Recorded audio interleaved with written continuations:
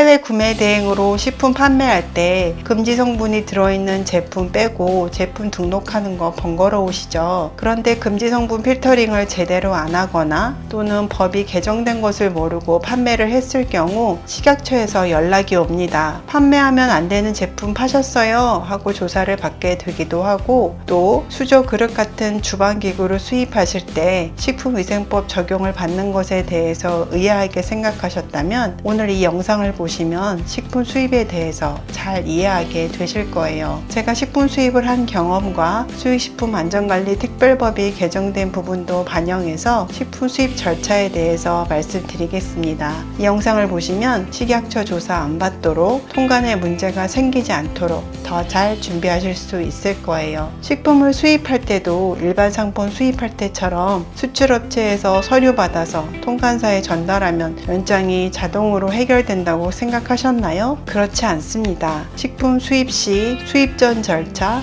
그리고 통관 시 절차, 크게 두 부분으로 나눠서 말씀드리겠습니다. 수입 전 절차는 10가지 정도로 준비해 보았습니다. 첫 번째, 식품을 수입하기 전에 식품 공전에서 수입하고자 하는 원료가 식품 일반에 대한 공통 기준 및 규격에 맞는지 확인해야 합니다. 두 번째, 식품위생법 시행 규칙의 범위에 식품은 원료, 농산물, 축산물, 수산물에서 가공한 원료, 미생물, 배양 등으로 얻은 원료, 이렇게 세 가지 종류입니다. 그리고 식품 첨가물, 식품 및 식품 첨가물에 사용되는 기구, 용기, 포장 등이 해당됩니다. 수저 그릇을 수입하실 때 식품위생법 적용을 받는 근거가 되고요. 수입식품안전관리 특별법의 수입식품이란 방금 전 언급한 식품위생법에 따른 식품, 식품 첨가물, 기구, 용기, 포장과 건강기능식품과 축산물이 해당됩니다. 세 번째, 식품을 수입하기 전에 통관 시 필요한 HS 코드를 확인해야 합니다. 지난주 올린 영상에 자세히 설명해 두었습니다. 네 번째, 식품을 수입하기 전에 사업자 등록과 별개로 영업 등록을 해야 합니다. 식품안전나라에 접속하셔서 영업 등록, 수입식품 클릭, 수입식품 등 인터넷 구매 대행업 영업 등록부터 수입식품 등 보관업 중에서 하고자 하는 영업 등록을 선택하셔서 신청하시면 됩니다. 주의하실 점은 수입식품 등 수입 판매업 영업 등록을 하셨는데 해외 구매 대행으로 식품 판매를 하고자 하신다면 수입식품 등 인터넷 구매 대행업 영업 등록을 별도로 하셔야 합니다. 인터넷 구매 대행업에 관한 좀 더 자세한 사항은 5월 24일 업로드한 영상에 있습니다. 다섯 번째, 영업 등록을 하셨다면 식품위생교육을 받으셔야 하는데요. 4월 4일 올린 영상을 참조해 주세요. 여섯 번째, 만약 인터넷 판매를 계획하고 계신다면 통신판매 신고증도 준비하셔야 합니다. 일곱 번째, 식품을 수입하기 전에 수입식품안전관리 특별법에서 정한 대로 수입 전 단계에서 수입식품 등을 국내로 수입하려는 자 또는 해외 제조업소 설치 운영자는 해당 해외 제조업소의 명칭, 소재지, 생산 품목 등을 수입신고 전까지 식약처장에게 등록을 신청하여야 하고, 또 유효기간을 연장받으려는 수입자는 유효기간이 만료되기 전에 식약처장에게 신청해야 합니다. 여덟 번째, 식품을 수입하기 전에 제조사에 요청하셔서 제조 공정도, 영양 성분표, 성분 증명서 등을 준비하셔야 하는데요.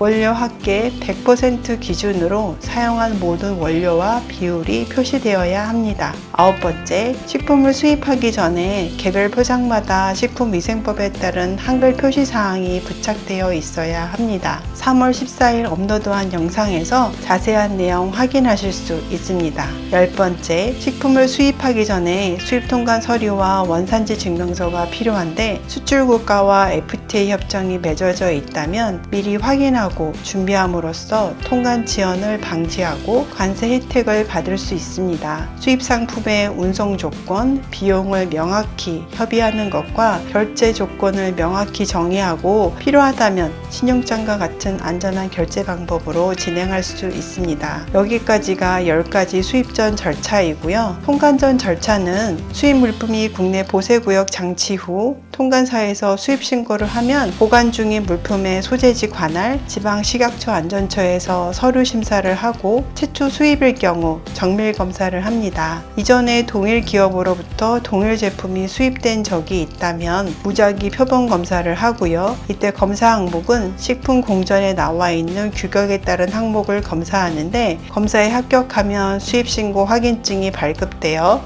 세관에서 수입 통관이 진행되고, 부적합 시에는 폐기 또는 반송됩니다. 제가 유튜브를 하게 된 이유는 유튜브를 보는데 저 부분은 직접 경험한 부분과 좀 다르네, 그런 부분이 있었습니다. 그대로 했다가 통관에서 문제가 생겨버리면 예상 통관 일자보다 지연되고 비용을 들여서 해결되는 경우는 그나마 다행이지만, 안타깝게도 폐기 반송되는 경우에는 구매자와의 배송 약속도 못 지키고 손해만 보니까 그런 점들이 안타까웠습니다. 그런데 해외 식품 수입 절차에 대해서 잘 알고 준비하는 것이 더 중요해졌습니다.